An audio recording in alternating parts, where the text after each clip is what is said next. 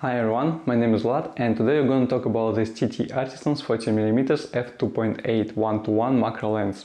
This lens is fully manual, fully metal, and it's really affordable.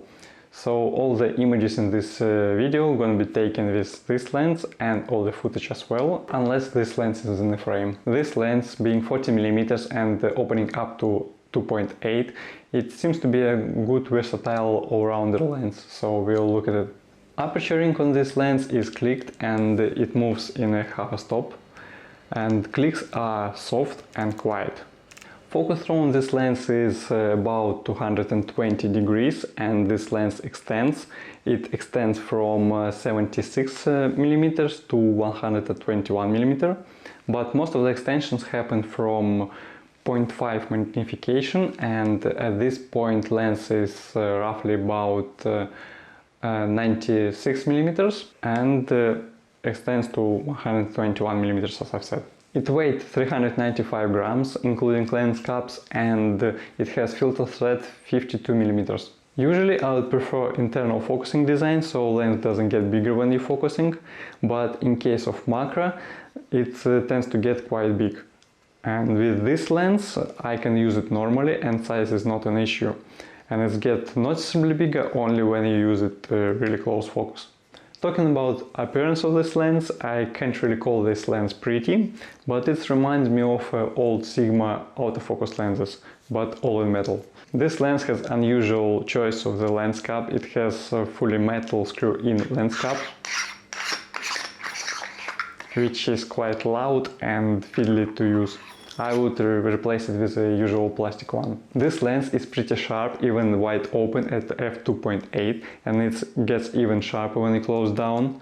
And of course there is light diffraction kicked in when you close it down a lot, but even then it is quite sharp, so I would say it behaves really well throughout the aperture range. There is some test images with f2.8, f4, f5.6, f8, f11 and f16. So this lens is pretty sharp and it will handle easily both macro and normal use, like street photography for example. Shooting this lens wide open f2.8 will produce enough background separation at normal mid-distance. Obviously shooting f2.8 close up or macro will make a depth of field is really small, so keep it in mind. The front glass element of this lens hidden deep inside and it naturally helps against flaring. But in some cases, when the light source does hit the front element, it can flare pretty badly. But these cases are quite rare, I would say. There is quite noticeable focus breathing, but it seems to be normal for macro lenses. Most of the focusing range on this lens is dedicated for macro work and for close focus shooting, and everything above 1 meter it can be a bit fiddly.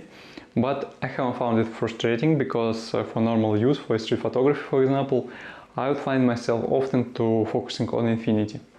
That is mostly due to the focal length of this lens. It's 40mm. You can say it's relatively wide, especially for a macro lens, and that is just a little bit more than your normal focal length, and it would be 60mm full frame equivalent on a Fujifilm camera, or it would be 80mm on a Micro Four Thirds camera. Normally this lens can focus past infinity, and why I say normally? Because I was unlucky and my lens has a defect in it.